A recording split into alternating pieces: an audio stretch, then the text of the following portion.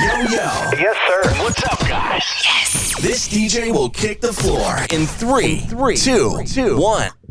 On the troll. Hello and welcome to Mzansi. We are back again. I'm sure now the voice is clear as they come. It's not over the phone. It's been a long journey. We've been away. I've been away. So Emily, it's greeting to people. This is Mr. Anonymous back and live in studio. Emily, you did well when there was no Mr. Anonymous. Yo, but it was a lot. I must be honest, it was a lot. The technical side it was kicking my ass. I was struggling. So thank goodness I was able to do a little bit of some of the work so that, our family doesn't get bored and wonder what's happening because we've been vanishing and coming back. Vanishing and coming back. I know that's not nice when you're subscribed to someone's channel and they just vanish. So we had to keep you guys entertained in the meantime. I had to pull my socks up. Well, for me, you did well. Thank you.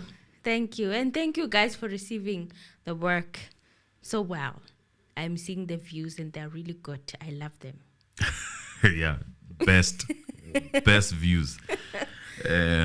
Look, let us talk about what we came here to talk about. Yeah, we have another Thabo Bester update.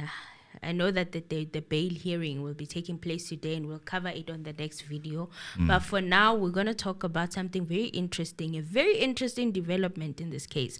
Yeah. Sinohe Matwara, the VW guy, remember him? And Debuhodi Polo, the CCTV camera operator or installer, something like that. Yes, the one with the glasses. Litieho Makota. Now, they made applications to the High Court on Friday, the 30th of June. Yeah. Now, the trio were denied bail in May. Okay. And they face various charges ranging from fraud, corruption, aiding and abetting a convicted criminal, arson, and defeating the ends of justice.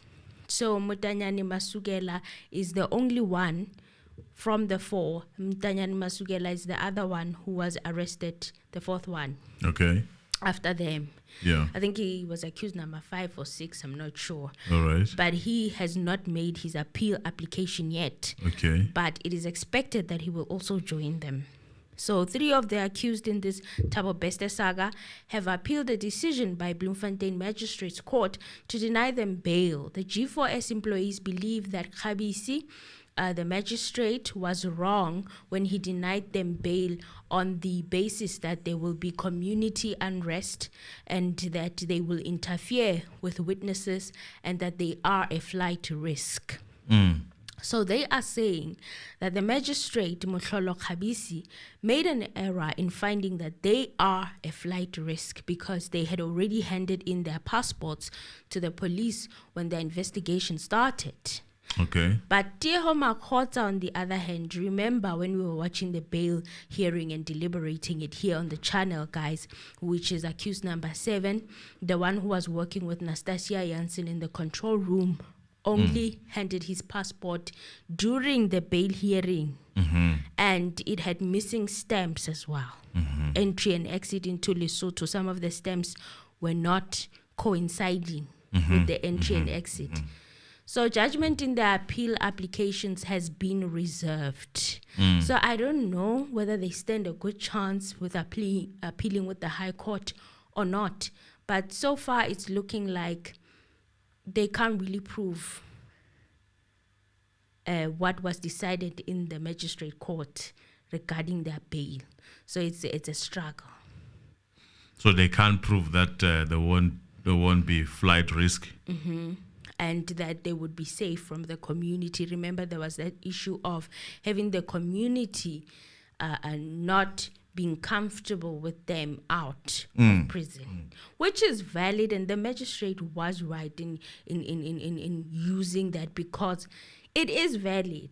The allegations that Sinohe was the one who knew Katleho, allegedly.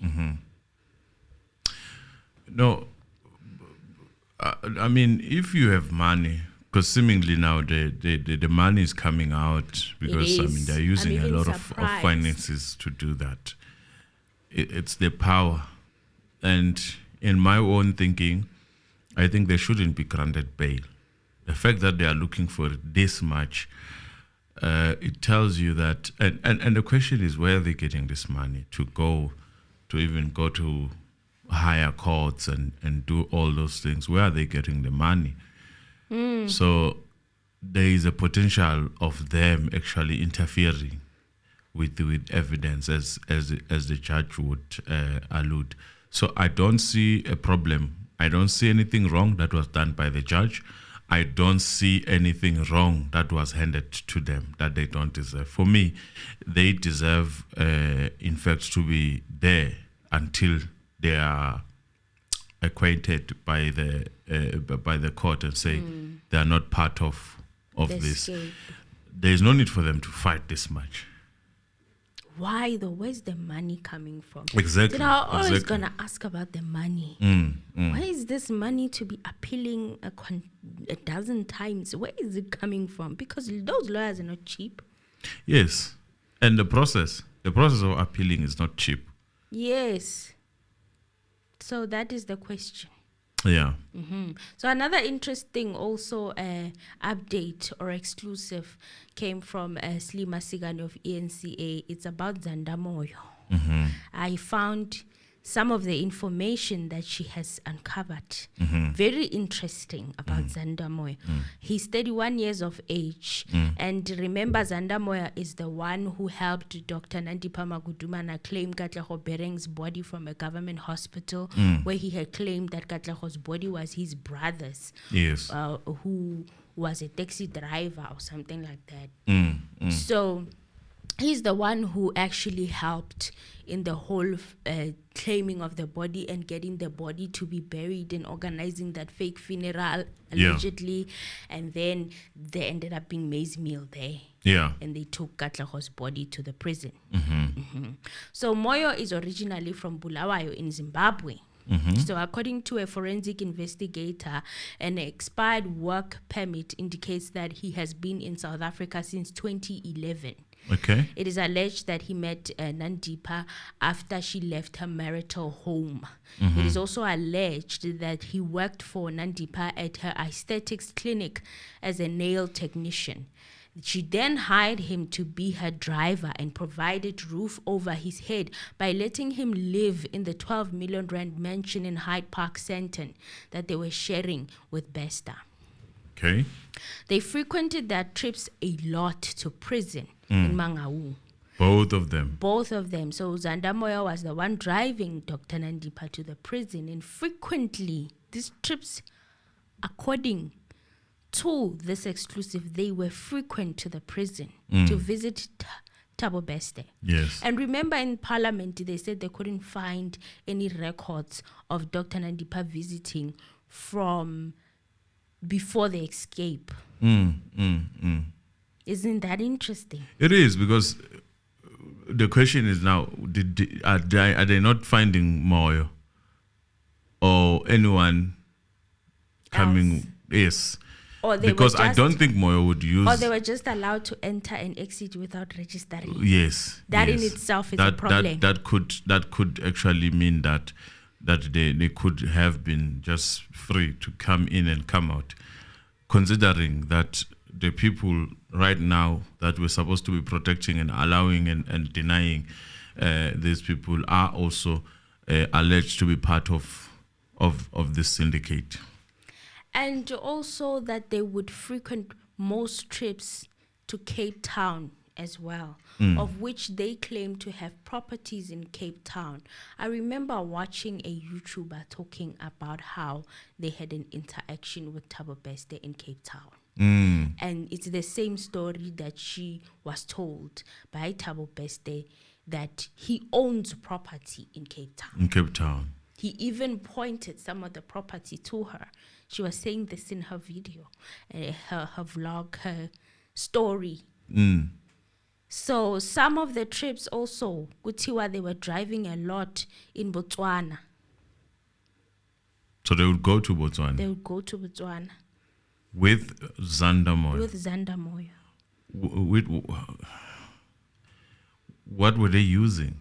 A car. Or maybe Zanda Moyo was using South African fake ID. That would be very interesting because that means... I'm even shook at Botswana being included in this. You know, that's one country that is... I thought Botswana was a lot more stricter than this. Yes.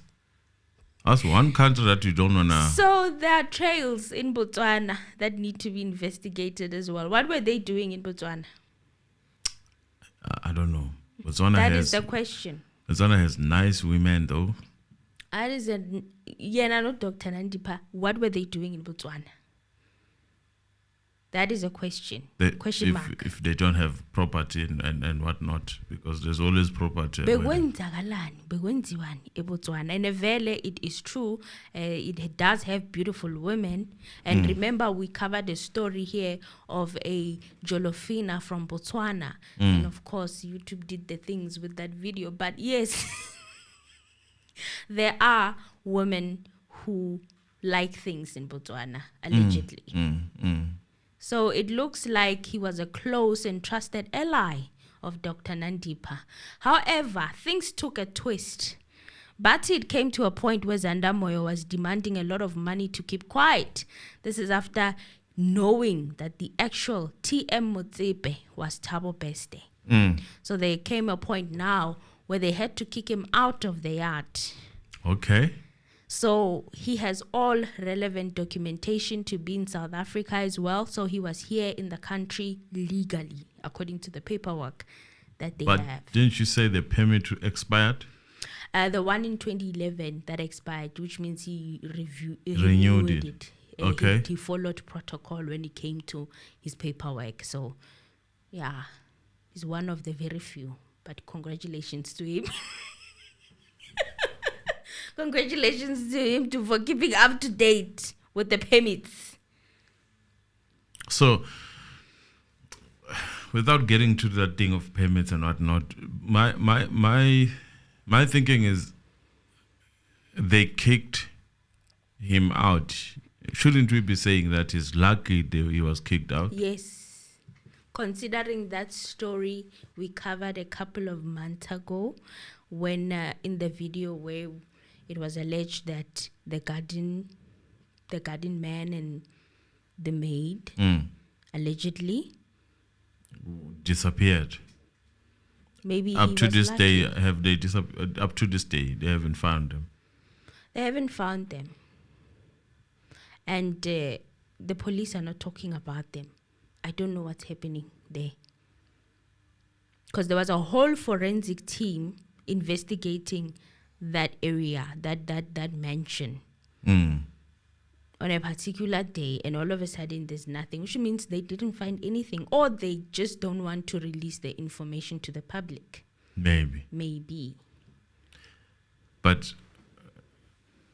looking at this case, I mean, you can tell that tactics and time is also coming into play.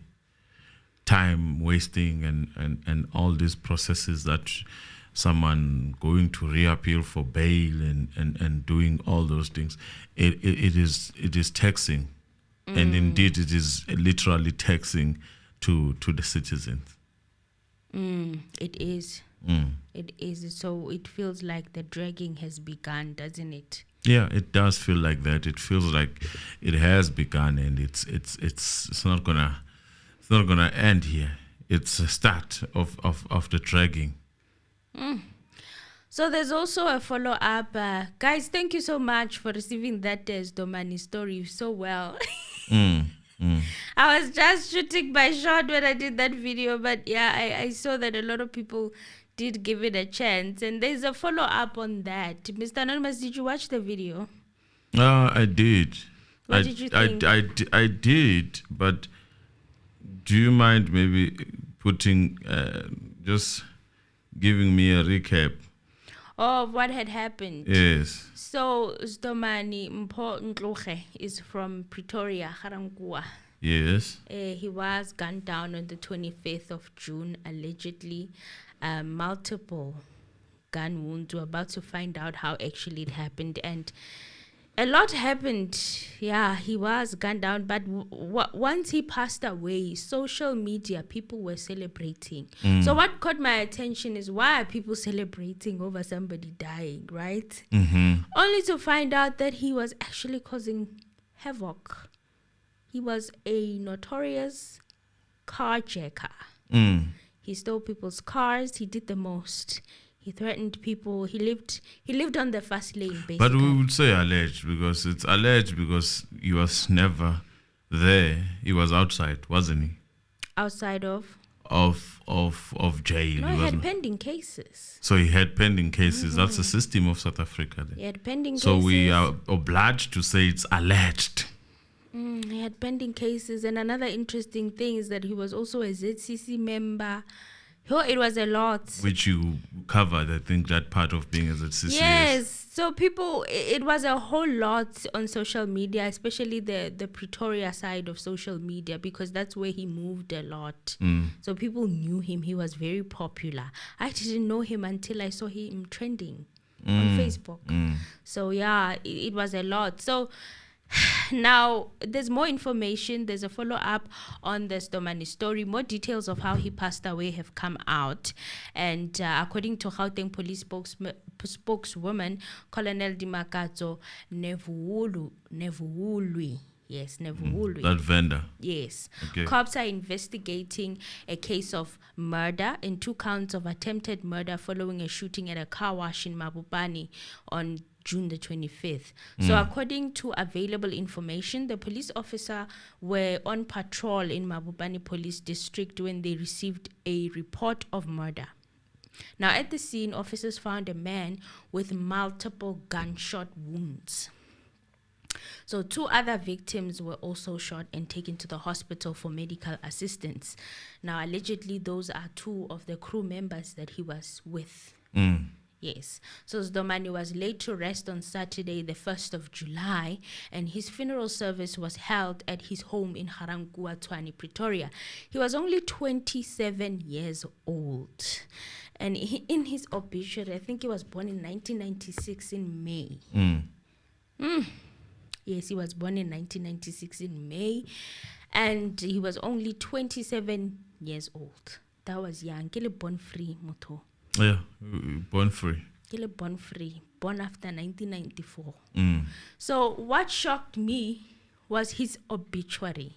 I remember when I did the first video covering his demise, I talked about the video of him speaking about his obituary and that he was not joking in that obituary. Okay, he was actually telling the truth. It's almost like he wrote it down or something, or instructed people around him to write that in his obituary, because that's exactly what they did. The obituary was exactly how he described it in that video. It was a lovely life. I don't see the Marsham.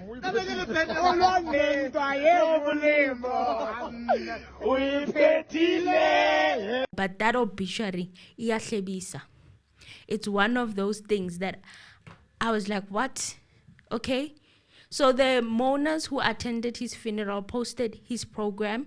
People had a lot to say about his obituary on social media, and it went something like this. Let me read it to you guys. I, Mpho Moses Ntloge, was born 1996 May the 7th. I went to Maruping Primary School and attended Mudire High School. I was streetwise and loved the finer things in life. In brackets, nice things. Being happy and joyful was my motive. It was a lovely life. This part right here is the part that's on that video, Mr. Anonymous. It was a lovely life. Kilishile marashem ki petile. Meaning I have left you, but I did do my will. Sorry to leave too soon, Mama, Gloria, Kokwana, my siblings, Masego, and Uratilo and Wikuzo, Bafana Baka, Wahile, Ntlutlile, and Timuluch.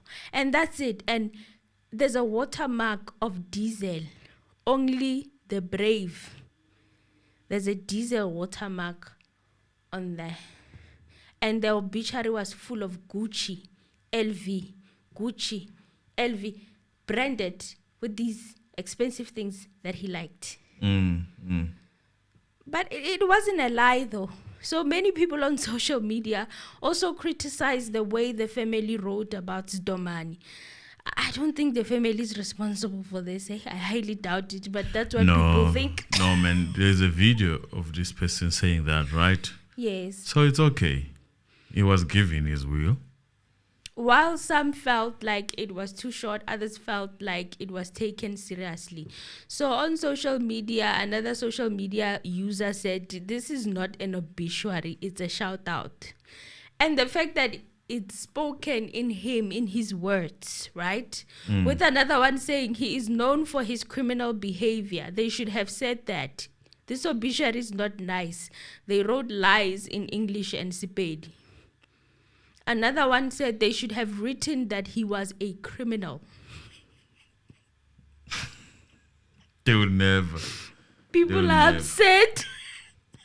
How many people did this guy piss off? Like, it's a lot of people that didn't like him. And another one wrote, this guy wrote his obituary before he died. The family will not do that. One social media user also said, so I'm guessing the family had no problem with his lifestyle choices, since they are the ones that yesed the obituary. Upiti and enjoyed life. Kachelete amang sis. So this person is upset clearly that obvious people are going to be upset that he would take by force. Yeah, people are going to be upset. Obviously, that's what happens. And for me, if it was for me, people who are doing things that are unacceptable, such as being cruel to the community, those people should be buried at night. Without nobody seeing. Yes. And it also had me thinking, the family, did they have a problem with his criminal lifestyle? Look, we can say they did, you can say they did not. If this person was terrorizing people outside, what do you think a family would do? Kick him out. Kick him out how? Like, I don't want anything. Once they are at that level of terrorizing people, obviously they are dangerous.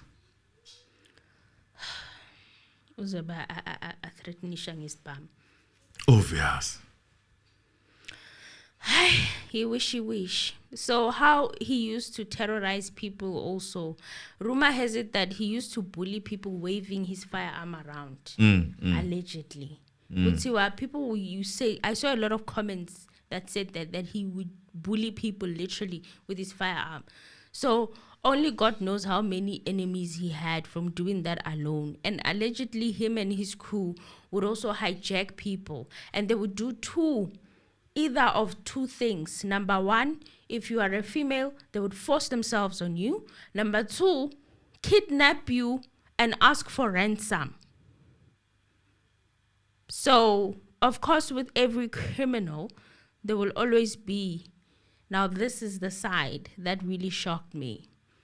Allegedly, he had 2 girlfriends, and the girlfriends are the ones who were organizing that funeral. So it's being alleged that one of them posted on their social media that they paid for the catering.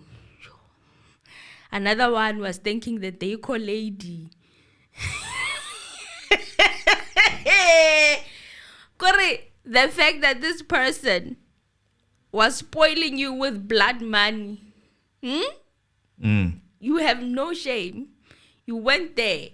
But both of them were chief mourners, allegedly. That's what I'm hearing from the streets of Facebook. And another shocker was that the allegation that she had 2 girlfriends, and they are the ones who actually, and I also think that they are the ones who organized that obituary. They're the ones who wrote that obituary, in my opinion. So it was you wish. It was a mess. It was something that I've never seen. Like if it's true, I would like to wonder whose kids are those ones. When? Because then we might be left with a problem. Mina, I will always look sideways when it comes to these women who are like this. who are like, I don't care, I'm jawing the money. I will always Yes, judge we see them with Kolani. We see them everywhere. I will always be judgmental. I don't want to associate with such things. Once I see that someone, even if I don't have money, wants to borrow me that money, I no way. I refuse that thing, and I would like not to be found at some point wondering such that I take that money. No way. And rumor also has it that they would only allow people who were wearing Gucci and LV to the funeral. Oh well, that was a small funeral then. Very small. So it was surprising to me. Kariane, habari Pretoria ke country. Mr. Anonymous and they're saying ki komahlanyeng. I was like, wow. This was a whole kasi biscope that unfortunately I missed out on. It reached an end. There was an end, and we are now looking forward to the next. But there's a concern. He wasn't moving alone. Don't worry. If you want to separate, if you want to make sure that other dogs fear, you move one, then the rest will separate. Particularly the boss. Not even the boss. If you move one, they start panicking. Look at what happened to Mamelodi. Yes, John Wick. John Wick just story. Yes. So we know that as much as they claim and want to show bravery and whatnot, they fear also. That's it, guys, and that is how we finish off the reporting of Zdomane. It's over, it's finished. May he rest. Amen. Let's cut it. It's a cut. Thank you, guys. Please subscribe and like the video.